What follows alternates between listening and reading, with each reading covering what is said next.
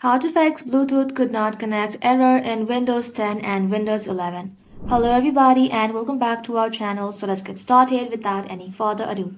For that, first of all, in the search bar, simply search for Windows Update Settings. Once you search for it, open it up. Once you're inside here, you want to simply tap on Advanced option. Inside here, tap on Optional Updates. And inside Optional Updates, if you find a Bluetooth update, you want to go ahead and download and install it. Once done, head back to your home screen and see if the problem is fixed or not. If not, in the search bar, search for Check for Updates. Tap onto it. Then from here, you want to simply tap on Check for Updates. And if you find any updates here, you want to go ahead and update your PC. Once it is done, go ahead and check if the problem is fixed or not.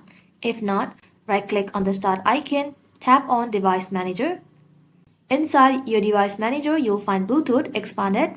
Then you will find all of your driver. Go ahead and tap onto it, then simply tap on Update Driver. From here, tap on Browse Automatically for Drivers. And just like so, the best driver for your device is installed. Once it is done, head back to your home screen and see if the problem is fixed or not. If not, the last option for you to try is in the search bar, search for CMD. Right-click onto it and then tap on Run as Administrator. Then you want to go ahead and type in sfc /scan now. Once you do that, tap on enter, and just like so, after the operation is successful, you want to go ahead and restart your PC. With that, your problem will definitely get fixed. That is how you can do it, guys. Thank you all for watching the video till the very end, and stay tuned until our next upload.